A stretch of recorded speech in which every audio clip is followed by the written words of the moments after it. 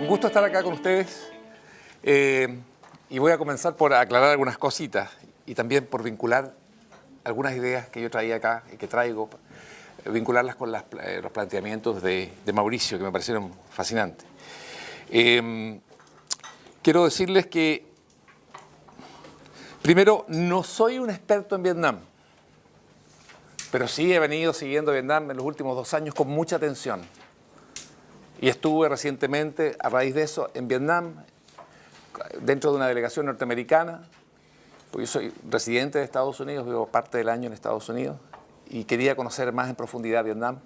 También, obviamente, tuve el gusto y la posibilidad de ver y de admirar la belleza geográfica de ese país. Entonces, lo aclaro, no soy un experto en Vietnam, pero tampoco soy alguien que pasó por Vietnam en forma azarosa o sorpresiva o porque se le ocurrió desembarcar en Hanoi, dar un paseo y salir a hablar de Vietnam. Pero sí observo a Vietnam como escritor, y ustedes saben, a lo mejor no lo saben, soy novelista, soy columnista, y como chileno me interesa mucho esa experiencia de Vietnam, y de la mano con ese país me interesa mucho la experiencia de Cuba, a seguirlas atentamente. Hay varias razones, ya las vamos a ver cuando entre propiamente a esta presentación mía. Pero algunas cosas que quisiera decirle con respecto a lo de Mauricio, porque se conecta muy bien con esto. Yo tuve una experiencia de vida real en la sociedad comunista. O sea, yo viví en países comunistas. Viví en Alemania Oriental, detrás del muro, cuando eso existía. Es muy extraña esa sensación, ¿eh? De haber vivido en un país que ya no existe y de haber conocido países que ya no existen, ¿verdad? De haber conocido a Checoslovaquia, desapareció. Unión Soviética, desapareció. Yugoslavia, desapareció. Alemania Oriental, obviamente, también desapareció.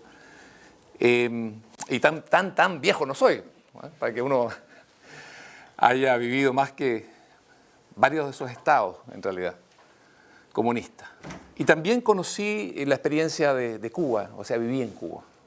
Por lo tanto, mi visión del comunismo parte, desde luego, de lo teórico, que es muy importante, y para ustedes como liberales es muy importante la parte teórica, aprenderla, comprenderla, no recitarla, sino que saber interpretar a través de lo que pueden ser los principios liberales, interpretar la realidad, y en mi caso parte también fuertemente de una experiencia real.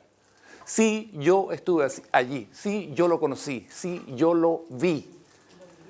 Lo viví y también lo sufrí y salí y rompí y lo dije con claridad. Entonces eso es lo primero que quería decirles, porque aquí vamos a hacer una suerte, fíjese, sin buscarlo, de entronque entre lo teórico que planteó Mauricio también y lo práctico de la experiencia personal en relación ahora a Vietnam. ¿Por qué esto es importante? Unir, los marxistas lo dicen, la teoría con la práctica. Es importante, entre otras cosas, porque estamos en medio, en el país, de una batalla de las ideas. Estamos en una batalla política tremenda, pero estamos en una batalla de las ideas. Y seamos realistas, nos han dado hasta cansarse. Estamos en las cuerdas. Estamos en una situación que es de defensiva. ¿Por qué estamos en esa situación de defensiva? ¿Por qué un sector es capaz de cargar de pronto un concepto como el lucro, como la ganancia, de un significado negativo? ¿Por qué es capaz un sector de poner en la sociedad de pronto el concepto como emprendedor, emprendedora, como un concepto negativo? Y de establecer de pronto que, curiosamente, regímenes que fracasaron por completo son valiosos, son defendibles, son inspiradores. Eso no es por casualidad. Eso no cae del cielo, esas ideas no caen del cielo. En eso se trabaja. Se trabaja a través de centros de estudio, se trabaja a través de ideólogos, de intelectuales, de la literatura, del cine, documental, de la poesía, de todo. Y fíjense que durante mucho tiempo en este país, y este país ha hecho en los últimos 35 años tremendo progreso, ustedes no lo saben, pero yo pertenecía a un Chile que era del montoncito de América Latina. Que mirábamos pero para arriba, Argentina, Uruguay, Venezuela, ni decir. Perú, ahí íbamos compitiendo, pero Perú era más fuerte. Esto de que somos un país todavía number one así como de pronto en el fútbol. Esto es nuevo. Y curiosamente, esto está basado, no hay duda, ¿verdad?, por el hecho de que ha habido acá un modelo en términos económicos de libre mercado, de propiedad privada asegurada, de incorporación al mundo, de ser capaces de enfrentar los retos, los desafíos de la economía globalizada. Y lo hizo Chile como ningún otro país, antes que los demás. Los otros han ido aprendiendo la lección, ¿eh? Ya nos pillaron, algunos sectores nos pasaron, exportaciones de ciertos frutos. Bueno, pero lo interesante es que ese sector, que fue capaz de impulsar eso, y que tiene una posición política e ideológica determinada, está a la defensiva. Y sin embargo, otro sector, que ha visto fracasar todos sus modelos, es capaz en lo ideológico y en el terreno de las ideas de pasar a la ofensiva. Y de tener, entre otros, bueno, a gente de derecha, a gente conservadora, a gente de centro derecha, a gente de centro, a gente liberales, incluso a demócratas cristianos, sector más, diría yo, liberal en el sentido también de políticas públicas, arrinconado. Y eso es interesante. Entonces hay que prepararse para esto. Y lo mencionaba Mauricio Rojas. En un curso de marxismo, yo asistí a curso de marxismo cuando fui joven y tenía la edad de ustedes, o era más jóvenes. Allí lo fantástico era que me daban recetas. Y estaba basado siempre en algo que tiene relación con algo esencial en el marxismo. Y ustedes cuando se enfrenten o discutan con marxistas, comunistas, socialistas, de una u otra forma está presente esto. Recuerden, una visión del determinismo histórico. La historia está escrita, está determinada. ¿Quién lo dijo? Bueno, lo dijo Carlos Marx y lo dijo también Federico Engels, que por cierto eran grandes estilistas y sobre todo Marx un gran pensador, un tipo muy atractivo intelectualmente.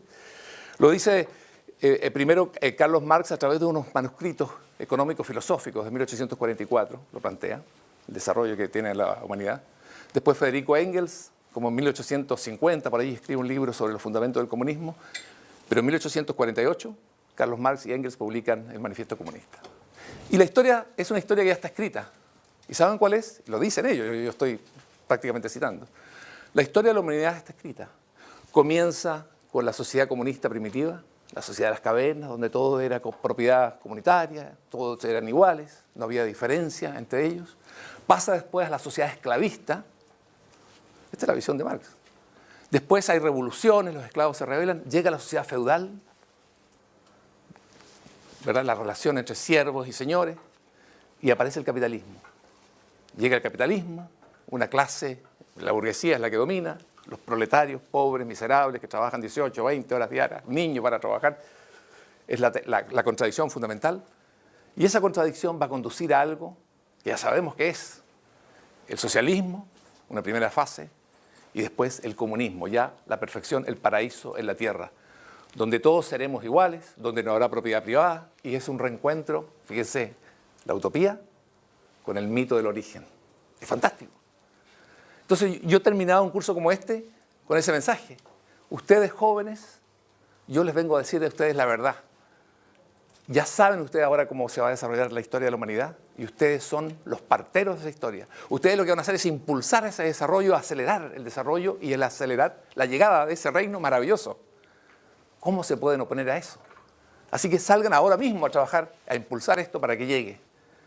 Y aquellos que se oponen a ese mundo de justicia que yo les estoy ofreciendo, de libertad máxima, de igualdad, de donde todos vamos a ser compañeros y amigos, no va a haber propiedad privada y viviremos sobre miel sobre hojuelas. Bueno, esa gente se opone a todo esto, hay que castigarlo. No puede ser, hay que encerrarlo. No cuentan como ciudadanos. Todo esto es muy interesante recordarlo en este momento, porque uno puede preguntarse, bueno, ¿por qué estoy aquí? Estoy aquí para aprender de liberalismo, para ver escuchar algo que puede ser interesante, estimulante intelectualmente, fantástico. Pero también, y me imagino que muchos de ustedes quieren ubicarse también en términos intelectuales, ideológicos dentro de la sociedad, pero necesitan esas armas, que son las armas del intelecto, las armas de las ideas. Y si usted no da esa batalla de las ideas, tiene que aceptar que un sector de la sociedad, a lo mejor adverso al suyo, va a imponerlas y va a lograr hacer realidad aquello que plantea, o por lo menos intentar hacer realidad aquello que plantea. Las ideas en un momento en la sociedad, las ideas de un grupo, de un sector político, Gramsci lo decía, pueden volverse hegemónicas. Son las dominantes. Lo que yo les decía al comienzo, concepto de lucro, concepto de emprendedor, concepto de ser funcionario del Estado, todo eso se puede ir cargando, de hacer inversiones.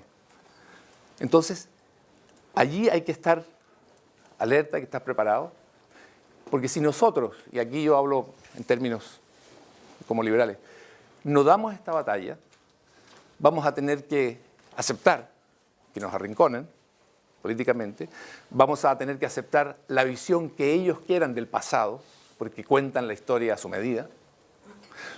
Nosotros, entre otros, seremos los culpables de ese pasado, de lo mal que le ha ido a Chile siempre, porque esa es la postulación.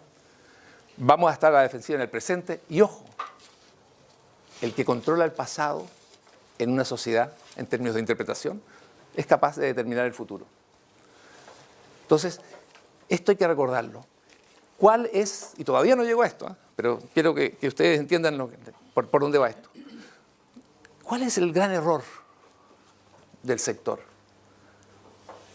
Pienso desde la derecha, conservadores, insisto mucho, centro-derecha, centro, liberales. El error es que durante mucho tiempo nos hemos dedicado, vamos a decir así, a las artes o a las disciplinas o a las profesiones productivas. ¿Es legítimo? Es legítimo. ¿Es bueno? Es bueno. Un país no tiene que producir. Necesitamos ingenieros, necesitamos técnicos, necesitamos inversionistas, innovadores. Y hemos pensado que con eso basta. Que la prosperidad, la abundancia, como que empieza, vamos a decir entre comillas, achancha a la gente y bueno, y está satisfecha. En realidad no. Uno si es innovador y si uno es liberal sabe que el cambio es permanente. Eso no se puede detener. Y es bueno que así sea. Si no estaríamos todavía con el nivel de productividad de 1900. Entonces, esto se plantea hacia el asunto de cómo enfrentamos esta situación, cómo salimos adelante. Y es a través de esta formación, a través de tomarse muy en serio esto, para ser capaces de dar esa batalla. Porque mientras nosotros nos descuidamos en los términos profesionales, también, y muchos dijimos o dijeron, no da lo mismo, dijimos, dijeron, yo no quiero acusar a nadie. Mira, está bien, nosotros nos dedicamos a estudiar ingeniería, economía, ingeniería comercial, arquitectura, y estos departamentos de humanidades, de literatura, de sociología, está bien, la izquierda, si total, eso, ahí son felices, está bien. Allí se generan en toda sociedad las ideas. Desde allí se distribuyen, desde allí se convierten de pronto en lo que decía Gramsci, Antonio Gramsci, en ideas hegemónicas dentro de una sociedad. Entonces, por esto quería llevarlos a eso, de que es importante entender estas presentaciones, vincularla de Mauricio también con la mía.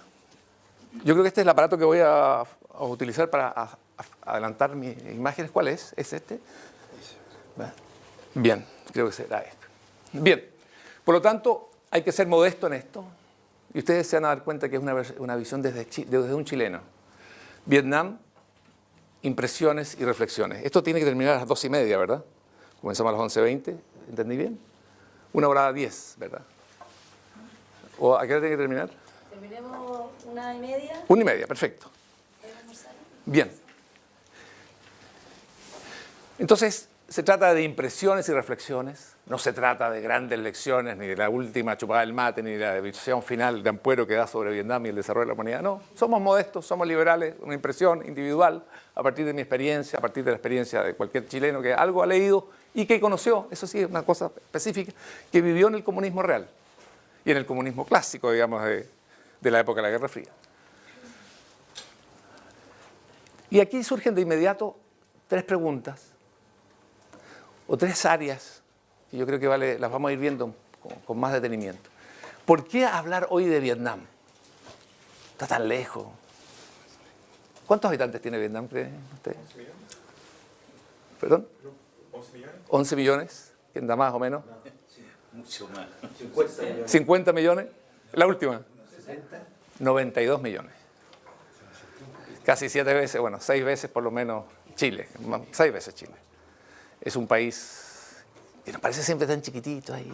Bueno, 92 millones. Y ojo que tiene una historia tremenda que la conocen los chinos, la conocen los franceses, la conocen Estados Unidos. Es un país, y ojo con lo que viene, con Vietnam. Y la tercera superficie que tiene Chile.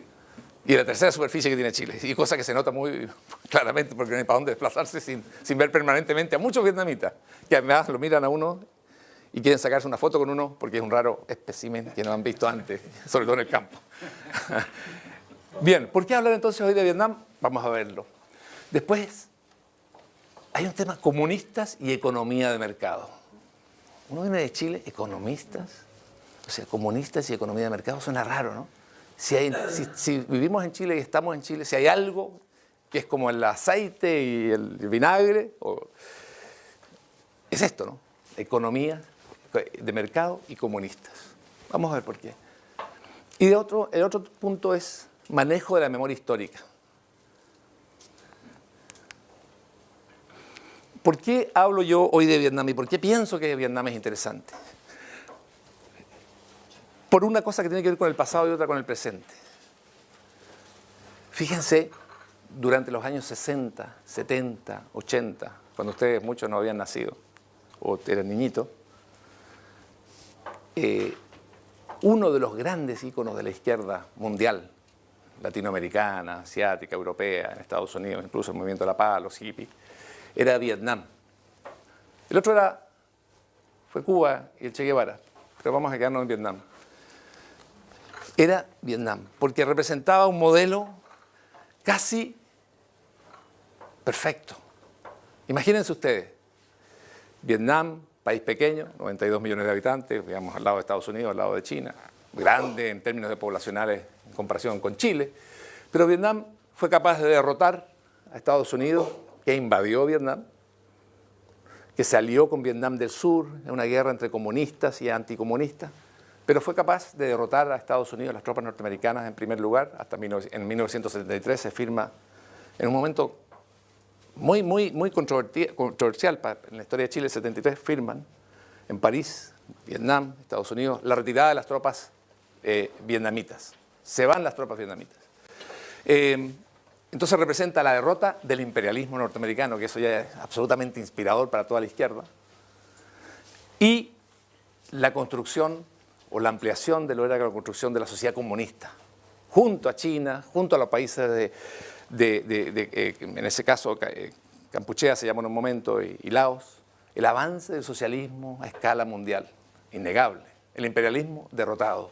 Vietnam, un modelo, derrotó al imperialismo en el campo de batalla y amplía la sociedad comunista que ya estaba en el norte de Vietnam, porque Ho Chi Minh, su gran líder, en 1946 establece una República Democrática de Vietnam que empieza a construir, vamos a decir, la sociedad socialista, comunista.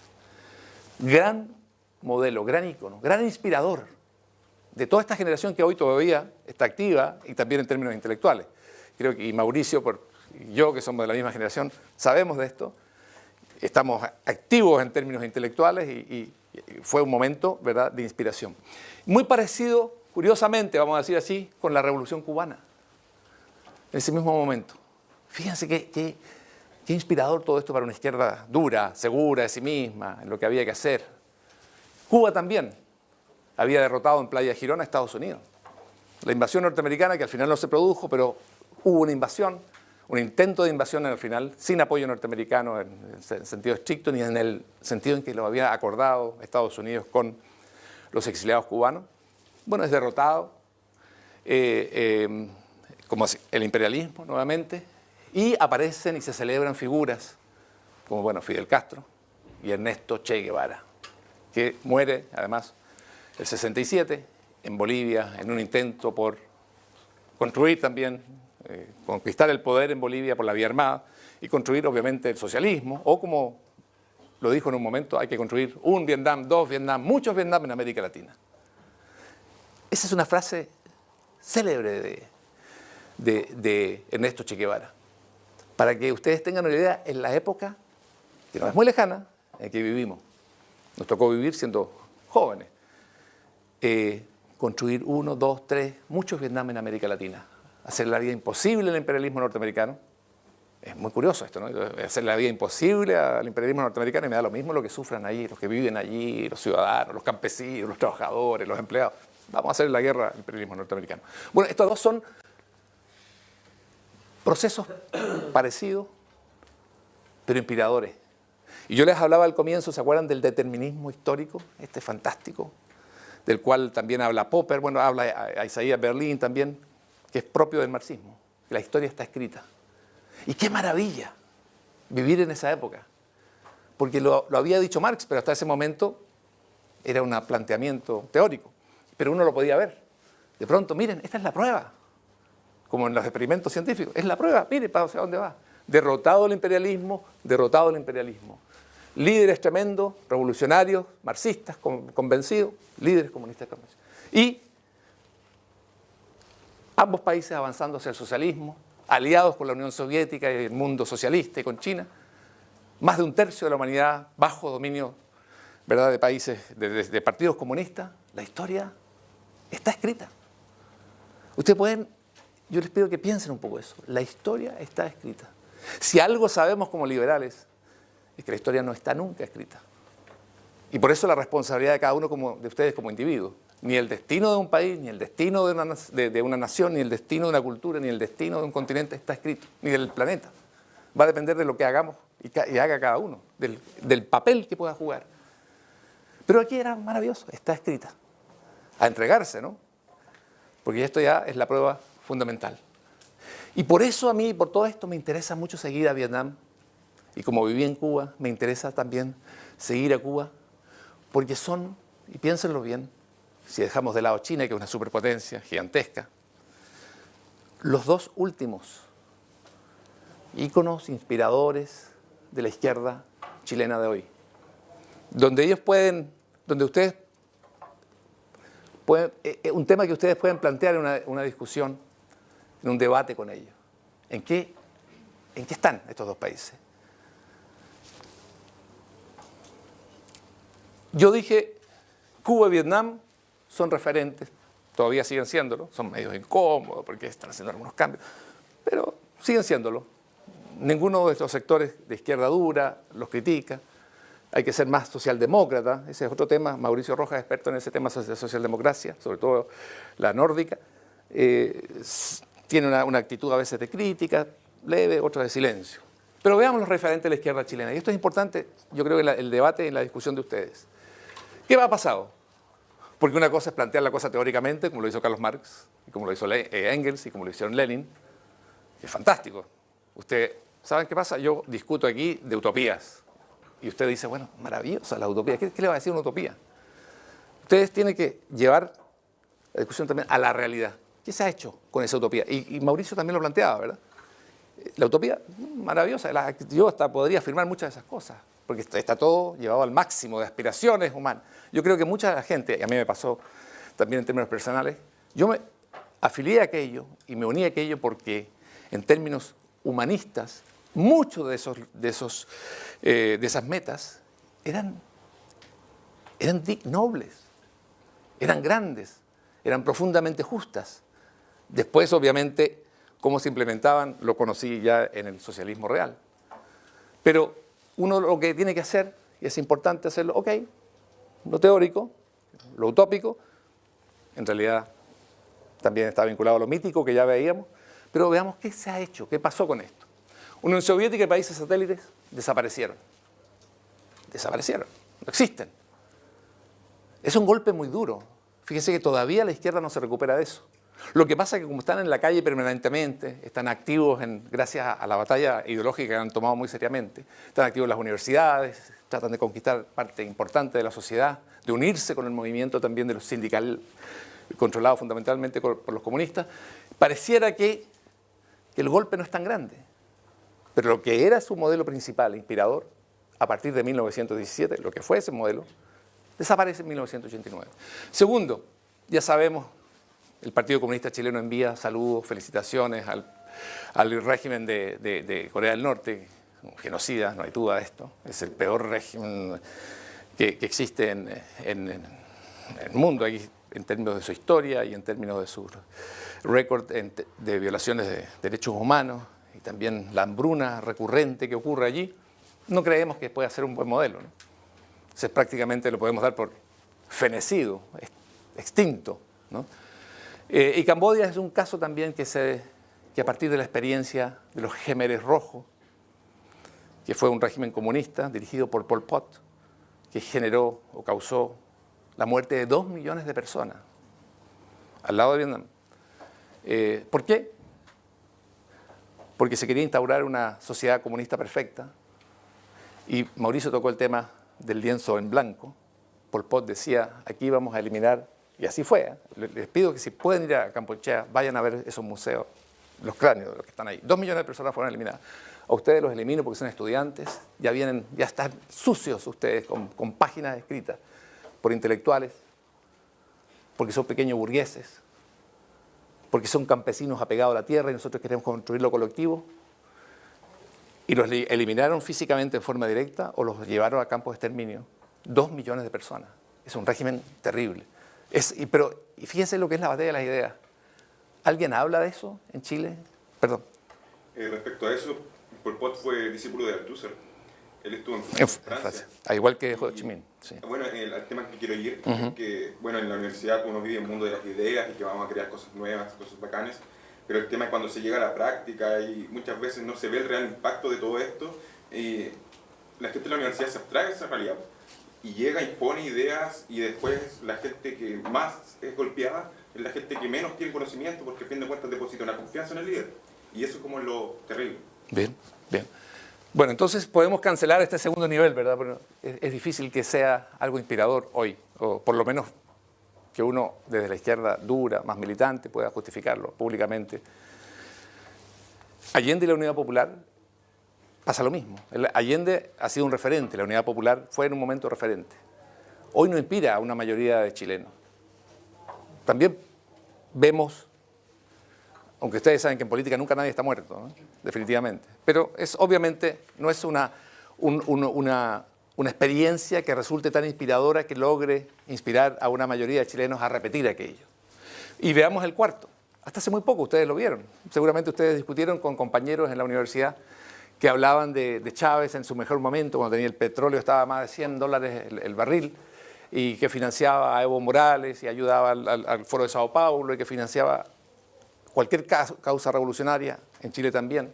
El partido del senador Navarro, es muy evidente el financiamiento que él ha recibido y su apoyo irrestricto, total, de subordinación como senador de Chile, un caso muy especial al régimen de Venezuela, al régimen chavista, que cuando ya asume Maduro, que no tenían no tiene ni el carisma, ni la habilidad, ni tampoco la inteligencia emocional de Chávez, y además no tiene tampoco los recursos que tenía Chávez, bueno, ya esto en realidad está topando fondo.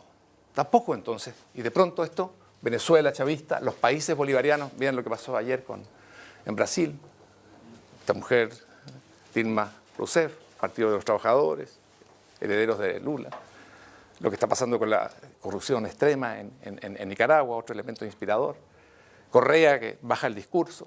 Esto tampoco es entonces ya un asunto que ellos puedan mostrar y manifestar como, aquí está, esto, miren los resultados.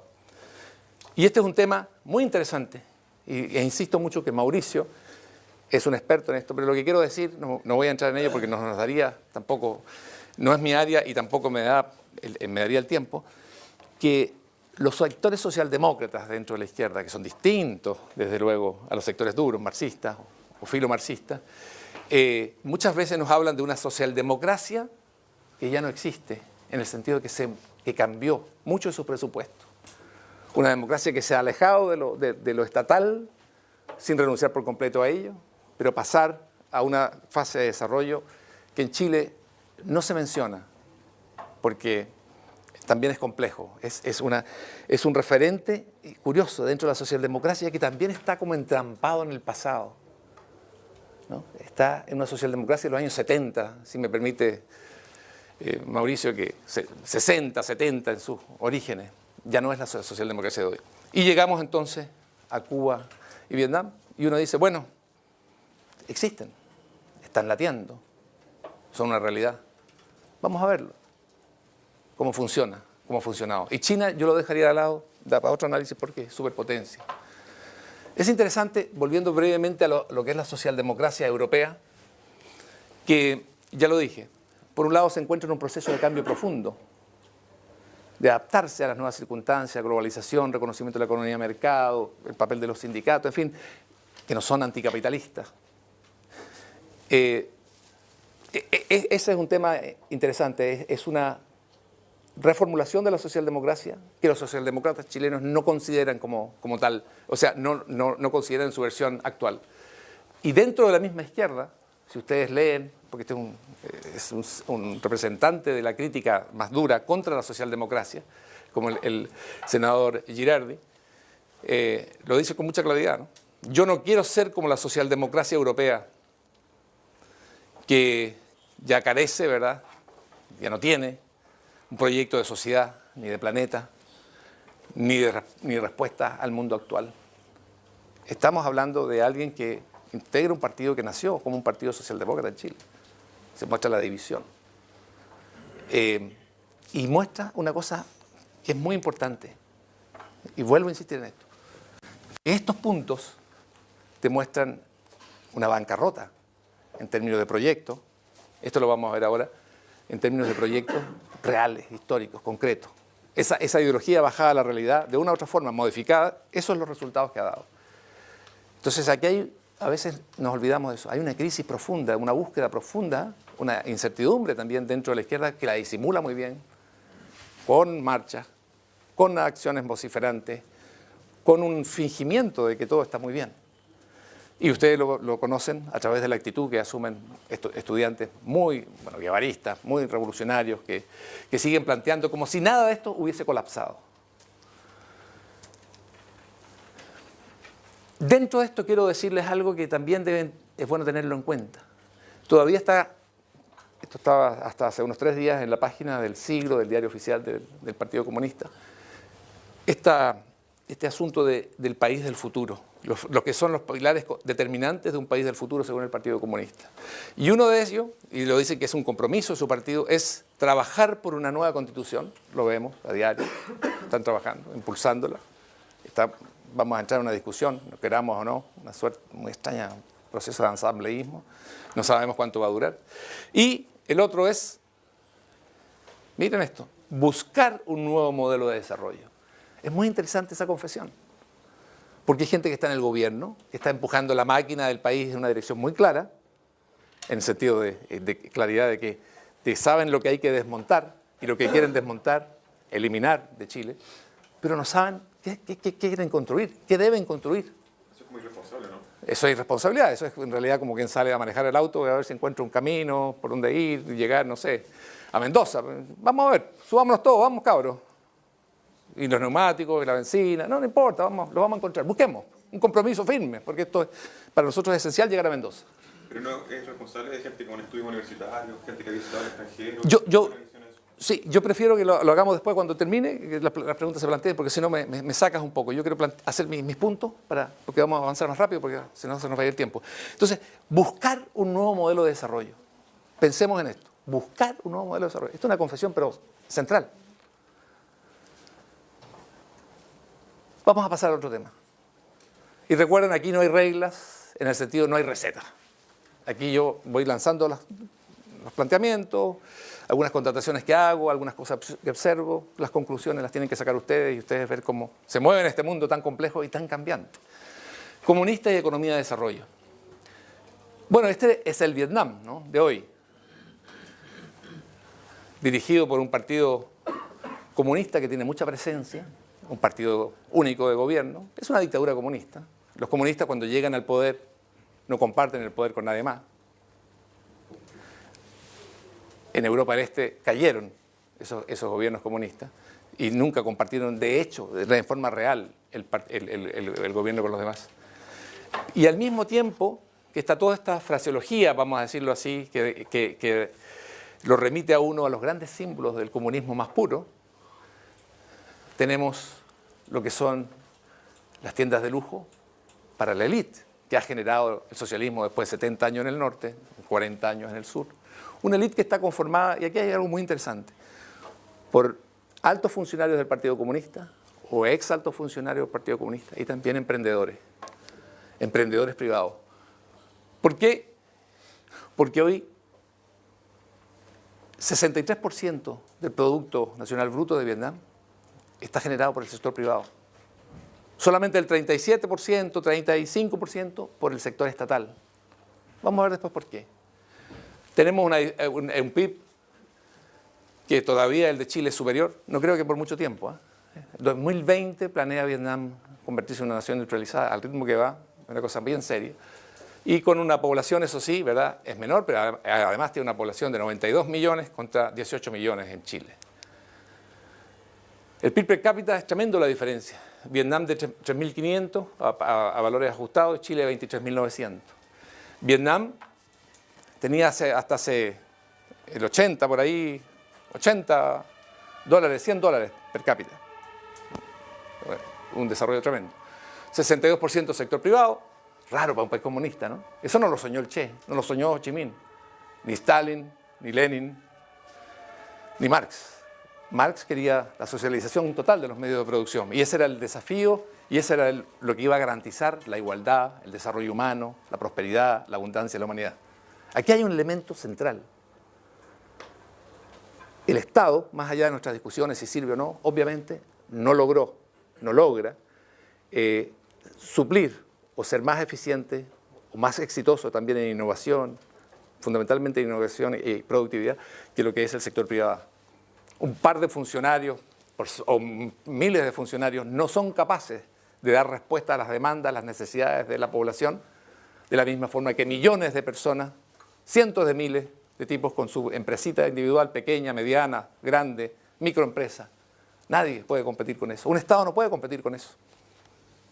Los burócratas se sientan y planifican, y a 5 años plazo eran los programas económicos de los países socialistas. No funciona. Es imposible hacerlo. Este es un país que es también una joyita vista hoy por los inversionistas internacionales. La inversión extranjera, la inversión nacional están presentes fuertemente allí. ¿Cómo lo lograron? ¿Cómo cambiaron?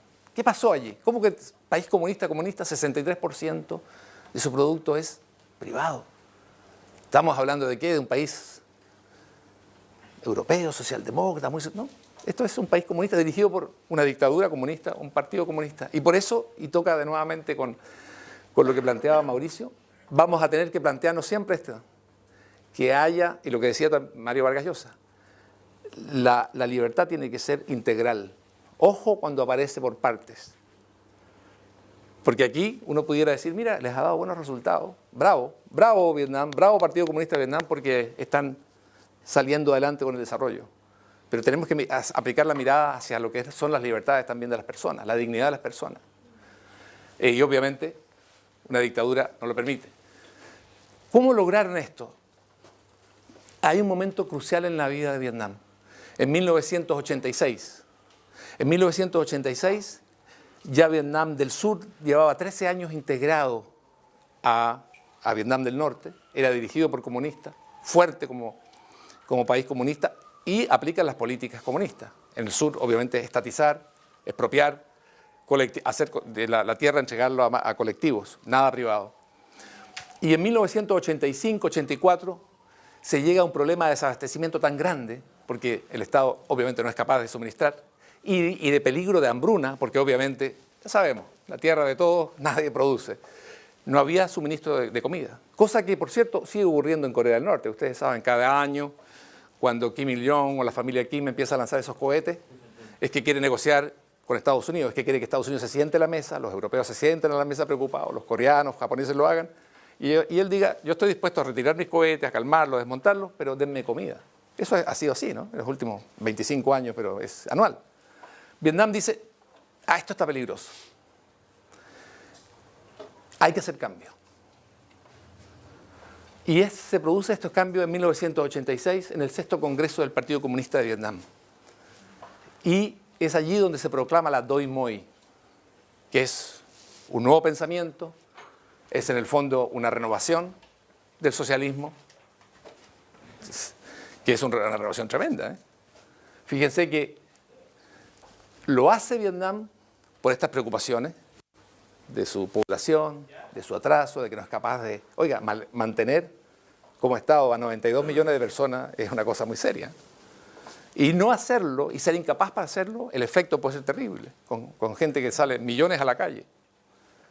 Entonces opta por esta política de decir, abramos al sector privado. Dejemos en el Estado cada vez menos, las grandes empresas, permitamos la privatización, avance con esto.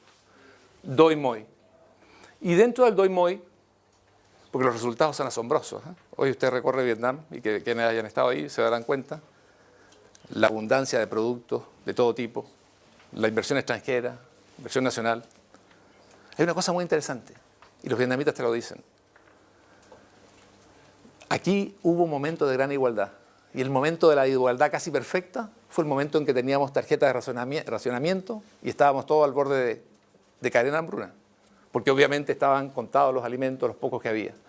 Y hoy, con una abundancia, pero que a uno le llama la atención, en los mercados, en las tiendas, ha crecido la desigualdad, disminuyó la igualdad, es más desigual, y eso es uno de los temas que lanza la libertad, ¿no? Te permite esto, que se abra, y obviamente hay gente que tiene más talento, probablemente más nexo, más conocimiento, y empieza con sus propios proyectos, y obviamente se desarrolla alguien mucho más rápido que otros, zonas mucho más rápido que otras zonas, se forman fortunas, se forman enormes fortunas. En Vietnam es uno de los países per cápita y con ese nivel de desarrollo que tiene más Rolls Royce que circulan por las calles. Es curioso, en Vietnam hay 4 Rolls Royce que tienen mascarilla de oro, que circulan, un país comunista. Son empresarios muy exitosos o son ex altos funcionarios que se convirtieron en empresarios. Ojo con esto porque hay que observarlo con mucha atención. Y fíjense, en el fondo, de pronto al modelo chileno, que es un modelo capitalista, indudablemente, se le exige un grado de igualdad que ni siquiera las experiencias de izquierda, de comunistas en el poder, lograron o han logrado. Entonces también esto nos ayuda. Yo no estoy dando respuestas definitivas, les doy estos elementos para que los puedan manejar. ¿Qué se hace? Un fortalecimiento institucional. ¿Y por qué se hace? Porque lo que usted quiere es que el sector privado salga. ¿Qué sector privado? Si no existía, le habían quitado a toda la gente. Oiga, pero ustedes quieren formar su restaurante, su cafetería, su pequeña empresa, su taller de bicicleta, háganlo. Y usted pregunta, pucha, tengo un par de ahorros, algo voy a hacer, pero díganme, ¿cuál es la seguridad? ¿Cuál es la certeza jurídica que existe aquí? Porque ustedes han gobernado como Partido Comunista y han dado las vueltas para arriba y para abajo y nos quitaron lo que teníamos. ¿Qué vamos a hacer? Y ahí se produce un fortalecimiento institucional también en términos de certeza jurídica, de leyes claras, y también de las instituciones que van a determinar esto. ¿Quién va a determinar, quién va a considerar justo esto? ¿Quién va a controlar cómo está funcionando el país? Y también acá hay algo muy interesante, porque todo esto lo arrastra la aparición del sector privado. Usted no puede seguir tomando las decisiones, en Chile sería en Santiago, no puede seguir tomando las decisiones en Hanoi, por muy partido comunista que sea y que tenga el ejército, la seguridad del Estado y todo el control del Estado firmemente en sus manos todavía. Las decisiones económicas las paso a nivel local. Descentralizo. Ahí véanselas.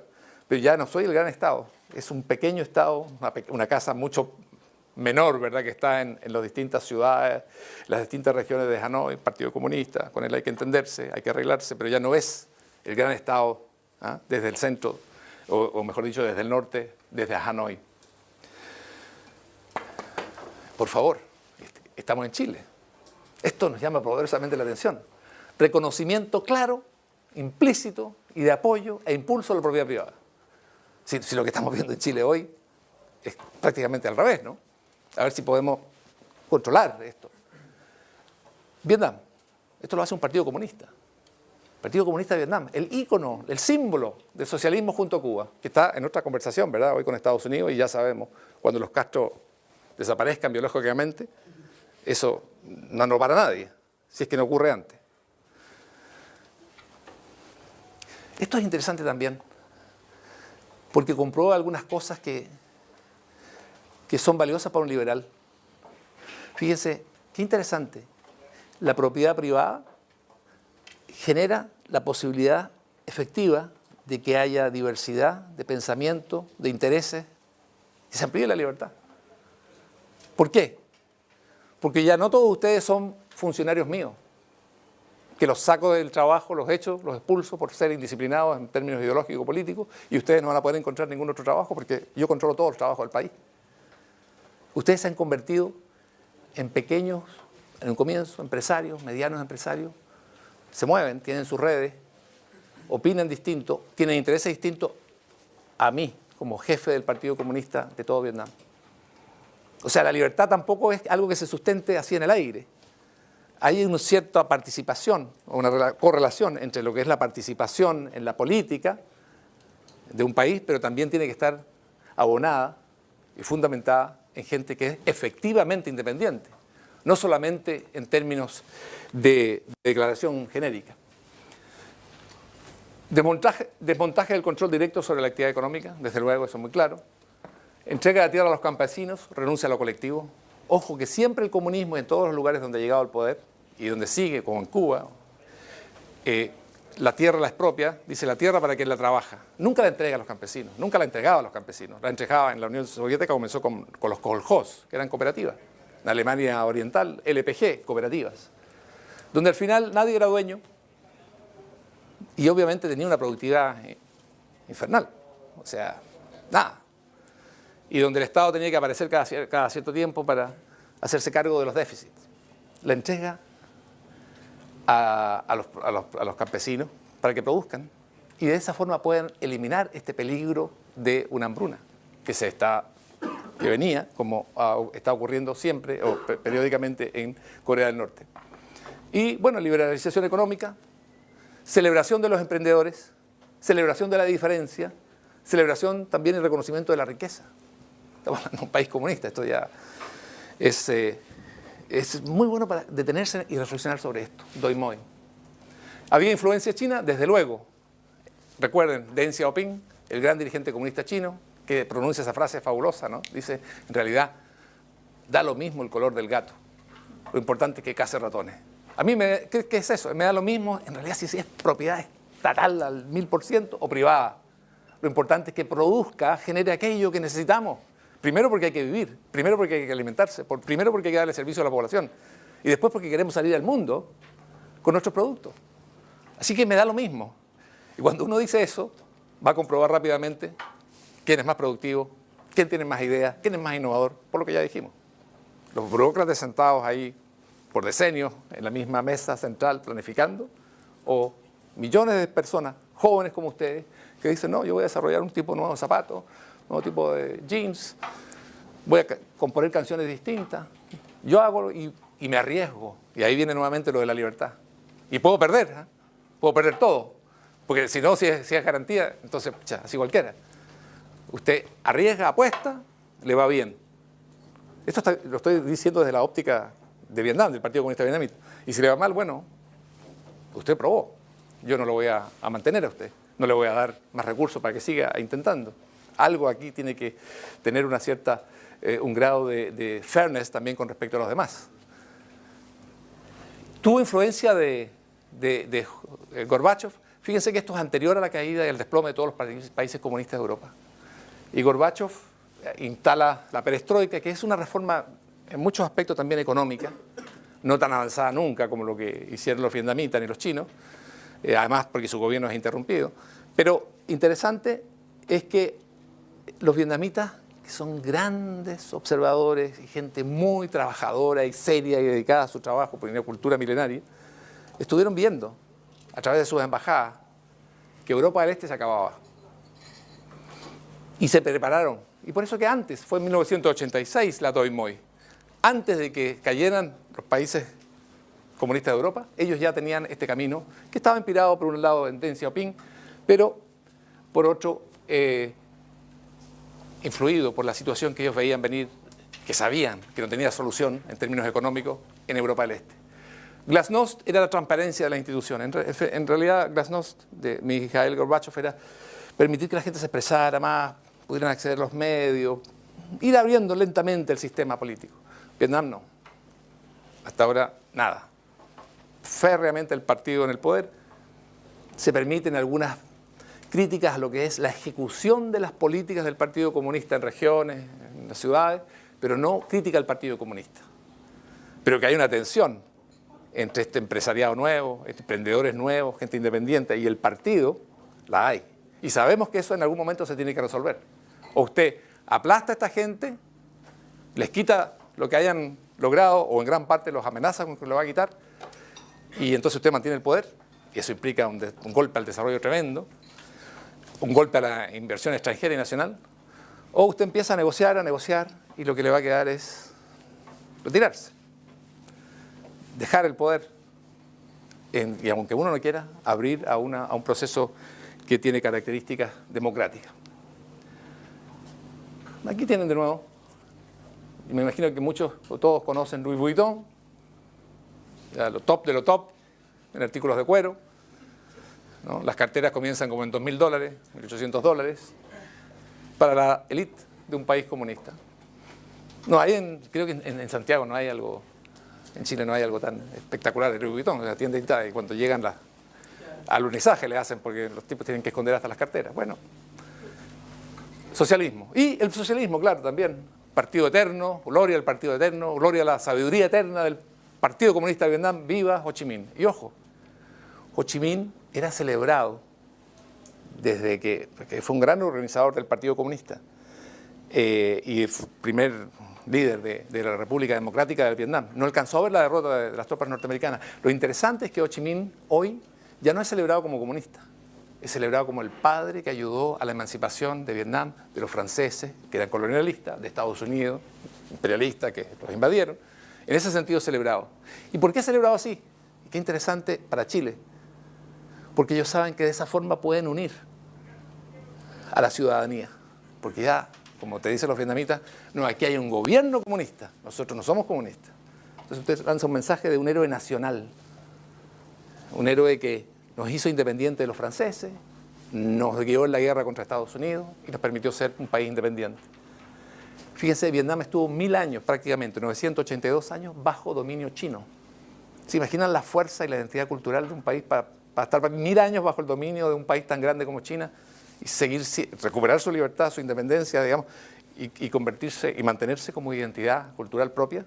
Porque eso es indudable. Este es otro país que mira con profunda desconfianza a China. Les voy a mostrar dos cosas más. Todavía me queda un tiempo. Partido Comunista presente, aquí estamos, ¿no? La sabiduría del partido, viva el socialismo, Y acá tenemos estos letreros que estaban en muchas ciudades de Vietnam. Está en inglés acá, el que quiera leerlo, no se ve aquí, pero se lo puedo mandar también, porque esto es fascinante. ¿Saben lo que es esto? Que es como un curso como este, ¿verdad? Esta es una actividad de la Juventud Comunista de Vietnam para premiar y dar fondos a quienes quieren formar nuevos startups, para quienes quieren convertirse en emprendedores. O sea, la confesión ya de que esto no sirve es más evidente dónde. En el fondo el mensaje es, ¿saben? Ustedes, los individuos, pueden lo que nosotros no vamos a poder jamás como Estado, como maquinaria. Esto es... Pero si esto es una confesión ya... O sea, yo no sé, hay que estar ciego para no darse cuenta qué pasa. Es en el ícono, ¿no? Este es un paisito ahí que mire, nunca han sido muy definidos, no, el ícono, como Cuba. El directorio de los malls, para la elite, como le decía, que viene del partido o de los emprendedores. ¿Alcanzan a ver aquí? ¿Se alcanza a ver? Bueno, es Hermès, me imagino que... ¿ah? ¿Qué ven aquí? Hilfiger, Ralph Lauren, Lacoste, Dior, tiendas, malls. Socialismo. Y aquí, maravilloso, en las librerías privadas, bestseller. Lista de bestseller, donde están los libros más solicitados. Por los vietnamitas. Warren Buffett, Bill Gates, Harvard University, Universidad de Donald Trump, Business, Modern Generation, Marketing. Diálogo conversa. ¿Qué más quieren? Marx, Engels, Lenin deben estar sepultados. Y me imagino que si ustedes van a algunos partidos de izquierda en Chile, lo tienen en primer lugar, como si fueran los orientadores del futuro para el país. Entonces, es fascinante esto de ver y dejar que entre ellos mismos discutan. Y es bueno saber que a uno le asiste en gran medida la razón cuando mira y piensa y ve las cosas como nosotros las estamos viendo. Es que el mismo modelo nos da la razón. Y yo pienso, y recuerden esto, hay dos tipos de socialismo realmente existentes, o que existieron. Un socialismo que muere sin haber confesado, sin haberse confesado. 1989, todos los países de la órbita soviética y la Unión Soviética no alcanzó a reconocer sus errores. Y un socialismo que para seguir en el poder como Partido Comunista confiesa, lo mío no servía. El estatismo no sirve. Vamos, adelante señores. Parece que esta gente tenía razón. Tercer punto, el último, y me alcanza justo el tiempo, manejo de la memoria histórica. Y esto se los digo porque yo soy un convencido que este país tiene un problema gravísimo, entre otras cosas, con el manejo de la historia, con su incapacidad y forzada por algunos sectores que tienen un cálculo político muy, muy estrecho, muy mezquino, de impedir que demos vuelta la página. Sin olvidar, yo estoy de acuerdo, los países deben aprender su experiencia histórica, como siempre se dice, para que no se repitan las cosas. Pero también sabemos que el ser humano es el único animal que puede cometer los errores dos veces, tropieza con la misma piedra. Pero importante, no podemos salir de esto que parece una trampa perpetua. Parece que Chile viviera todavía en una lógica, o tuviese que vivir, que es lo peor, en una lógica que ya pertenece a 30, 40 años atrás. Miren, los efectos de la guerra de Vietnam. 70% de la infraestructura destrozada. Éxodo masivo de los vietnamitas a las ciudades o al extranjero. Selva completamente aniquilada en ciertas zonas, se calcula un tercio. Cultivos profundamente dañados. Todo esto por el efecto de las bombas de napalm, pero también por el efecto de las armas químicas y de la gente naranja, que llaman orange. Está acá. Abortos prematuros, esterilidad, malformaciones. Es una cuota de dolor, de sufrimiento, de muerte, de destrucción terrible, causada una guerra por alguien que te agrede, que te invade. Vamos a ver brevemente después cuál es la relación que tiene hoy Vietnam con Estados Unidos. Y si se puede dar vuelta la hoja o no se puede dar vuelta la hoja en casos dramáticos de la historia de un país. Quiero antes de eso decirles que hay como tres grandes ejes de los vietnamitas con los grandes países para ello. Uno es la visión de China, una aliada en una época, nos traicionaron en otra, muy grande, peligroso vecino, tenemos que buscar otras relaciones con otros países potentes para mantener acá en ascuas a los chinos, pero es un gran mercado, un gran socio comercial, así que tampoco nos volvamos locos, nos vamos a convertir en enemigos. Visión de Rusia, India, lo vamos a dejar fuera ahora, de Rusia es agradecimiento por la solidaridad, haber compartido también las causas del socialismo real que fracasó, la Unión Soviética desapareció, lo que queda es Rusia, que ya no es lo que era la Unión Soviética. Y también hay una visión de Estados Unidos. En todas estas relaciones las vamos a ver ahora. En todas estas visiones con respecto a los países centrales con los cuales Vietnam tiene una relación, también la tiene con Corea del Sur, también con Japón, siempre está esto, el pragmatismo.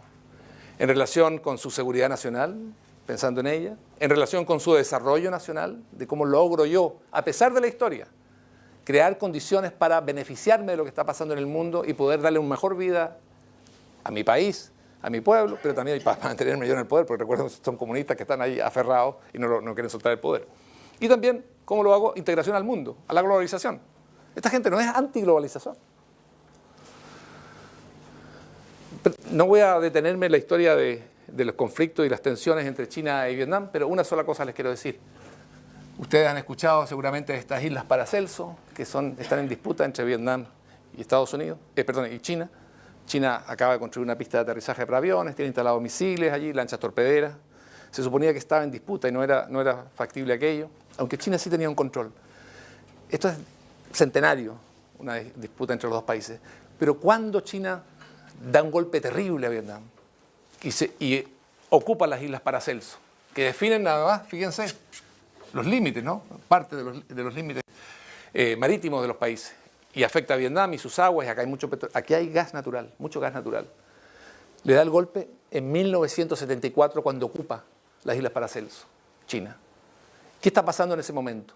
En ese momento Vietnam está dando el último impulso del ataque final a Saigón para controlar el sur.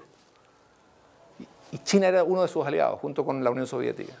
Y en el momento que tú estabas avanzando hacia el sur para derrotar a un aliado de Estados Unidos y tomar el poder en todo Vietnam, China por el norte, tácata, incorpora estas islas a su provincia, también es una isla, de Hainan.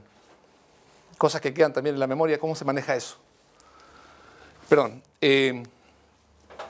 Bueno, esto lo vimos, las guerras, el mar meridional de China, no vamos a seguir en esto. Rusia, lo mencioné brevemente, hay un apoyo militar muy importante. Rusia para Vietnam sigue siendo el país que le entrega las armas en las cuales ellos confían. Desconfían profundo, son paranoicos, ¿eh? El Partido Comunista Vietnamita es paranoico, o sea, con respecto a la población y con respecto a China. Y tienen razones para hacerlo, porque la historia es tremenda y la guerra no está tan lejana. Y llegamos a Estados Unidos. Bill Clinton ate here. Este es uno de los restaurantes más populares de la ciudad de Ho Chi Minh, se llama en realidad. Ho Chi Minh, que es Saigón. Y ese es el más popular porque es un restaurante al cual a Bill Clinton, como le ocurrió en Santiago de Chile cuando vino de visita, se le ocurrió ir a comer. Aquí está con los empleados. Yo estuve ahí comiendo, está siempre lleno, la gente va porque ahí estuvo Bill Clinton. Yo fui también porque quería ver eso. ¿Pero qué habla? ¿Qué está diciendo? ¿Ustedes se pueden imaginar? Que no hay rencor. Hay algo ahí que nosotros no podemos entender, no podemos aplicar como país con respecto a nuestro pasado. Y yo no quiero comparar desgracias de países, ni tragedias de países, no. Pero hay algo que me está diciendo a mí como chileno, oye, Ampuero, ¿qué es esto? Y muestro esta foto simplemente muy gráfica, no es un argumento grande, ¿verdad?, de tipo ideológico, político, filosófico, no. Esto es la realidad. Está el tema entonces, memoria, presente, futuro con Estados Unidos. Este país que causó toda esa destrucción. Y muy rápidamente, por el tiempo. Guerra es pasado y lo pasado, pasado está, pero no lo olvidamos. Tampoco nos determina el presente ni nos va a marcar hacia el futuro qué país vamos a construir. Aprovechemos el mercado, la economía de mercado. Aprovechemos la tecnología y la influencia de Estados Unidos. Aprovechémosla, pues, si nos viene bien. Ese es un gran mercado. Exportemos para allá, traigamos tecnología, negociemos con ellos, que nos apoyen frente a China. No lo necesito. Bill Clinton, el presidente Obama va en estos días para allá. El presidente en ejercicio más popular para los vietnamitas se llama, ¿cómo creen ustedes? En ejercicio. Así es, Barack Obama. Y el presidente, no vietnamita, porque ellos admiran a este nacionalista en el fondo, que fue Ho Chi Minh, más popular, que no está en el ejercicio del mundo, ¿quién es? Bill Clinton. ¿Cómo ordenamos esta cosa? Y eso es lo fantástico del liberalismo, sí te dice, no, mira esto, no hay recetas aquí. Ojo, atento, crítico, alerta. Aquí la realidad te va pidiendo respuestas, las recetas no sirven. Los países con recetas no son capaces de reaccionar. Las personas con dogmas en la política tampoco van a llegar muy lejos con sus argumentaciones ni con las alternativas que marcan. Bueno, el contrapeso económico y militar a China, esto es muy importante. ¿Saben dónde está el apoyo fundamental y de identificación con Estados Unidos? Con todo lo que representa en tecnología, en forma de vida, innovación, entre los profesionales y el sector privado. Pero claro, por eso es que están comprando esos libros, porque quieren el know-how para generar innovación, riqueza, emprendimiento, startups. Entonces usted hace una política hábil. Ese es un sector importante e influyente en el país, da mucho trabajo. Vámonos en esto, generamos más horizontalidad, más transversalidad en lo que son políticas internas. porque yo, insisto mucho, porque yo soy un partido comunista y no suelto el poder ni a cañones, o a lo mejor a cañones, no sé. Pero bueno, otro espacio mundial para la transición, los vietnamitas muy claros, money talks, el dinero habla, lo tienen asumido, y que el mercado derrota la ideología, es lo que se sostiene allá. Y lo importante, la memoria está al servicio de la unidad nacional y del futuro del país. Ver cómo podemos aprovechar las circunstancias que se dan. Y quiero reiterar, antes de finalizar, y quiero reiterar hasta el cansancio, estamos hablando, y esto como liberales, y recuerden lo que planteaba Mauricio y lo que planteaba Mario Vargas Llosa, nosotros no celebramos las libertades en forma aislada. Queremos una libertad, ¿verdad?, total. Por lo tanto, sí, nos parece bien que se mueran de hambre, ¿verdad?, y hoy muy prósperos van a competir con Chile y nos van a desplazar en el ranking, recuerden, pronto hasta de PIB nos van a pasar. Nosotros lo que podemos destacar es eso, verlo en relación con Chile, pero eso no nos lleva a justificar el sistema comunista de Vietnam y su dictadura. Es una dictadura, viola los derechos humanos.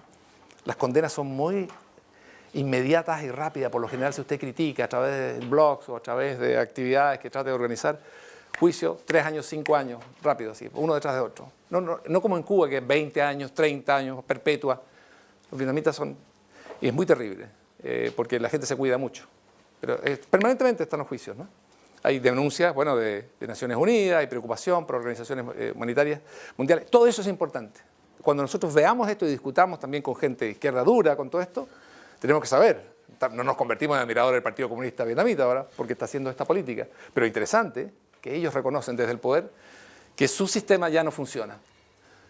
Aquí yo les mostraba Bill Clinton por Vietnam, un país que 25 años antes había dejado de ser bombardeado con napalm y con el agente naranja, y que había comenzado a retirar sus tropas y que había causado alrededor de 3 millones de muertos. A mí como chileno,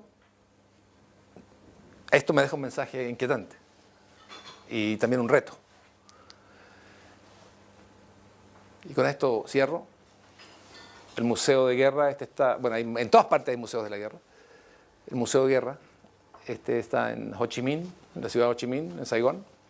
Los niños van, muy vestidos a la americana, desde luego, a ver representación de lo que eran las tropas norteamericanas que invadieron su país. Y al mismo tiempo, este es el señor Nguyen Phu Trong, secretario general del Partido Comunista de Vietnam, en la Casa Blanca, hace poco, con el presidente Obama. Van a lograr nuevos acuerdos tremendos en términos económicos también y políticos, cooperación. Obama va a ir en las próximas semanas, si no es esta semana, a Vietnam. Conclusiones para Chile, que es lo que nos interesa. La izquierda chilena es muy retrógrada, se quedó atrás en todos los planteamientos, en realidad es lamentable. Eso es lamentable, porque necesitamos una izquierda moderna, desarrollada, al tanto de lo que pasa en el mundo. ¿Ah? Profundamente estatista. Yo digo siempre en broma, esta izquierda dura en Vietnam estaría presa. Porque ya ellos dirían que el gobierno de Vietnam es un gobierno imperialista, pro-capitalista, estarían presos, si no se puede decir eso. Segundo, Vietnam enseña que en un momento de la historia un país debe dar vuelta a la página sin olvidar y buscando realmente de forma efectiva la unidad y la reconciliación, ser capaces de superar las cosas sin olvidar. Y tercero, también enseña Vietnam a ayornar, a ajustar, a adaptar. Esto es muy liberal, tú lo planteabas, la filosofía de adaptación a las cosas del mundo real, de hoy, como es el mundo. Mi dogma ha demostrado, la realidad ha demostrado que mi dogma no funciona. Pero tengo responsabilidad ante un país, ante un pueblo, ante una nación que tiene historia milenaria. ¿Cómo hago? ¿Sigo en esto hasta caer sin confesar? ¿O acepto estas realidades y cambio? Y en algún momento, bueno, alguien me pasará la cuenta, pero voy a impulsar esto en este sentido porque el otro no tiene salida. Es hambruna y igualdad perpetua en términos de la miseria máxima. Y buscar puntos de avance con el mundo actual. Quería con esto terminar mi presentación. Si hay preguntas, muchas gracias. Bueno.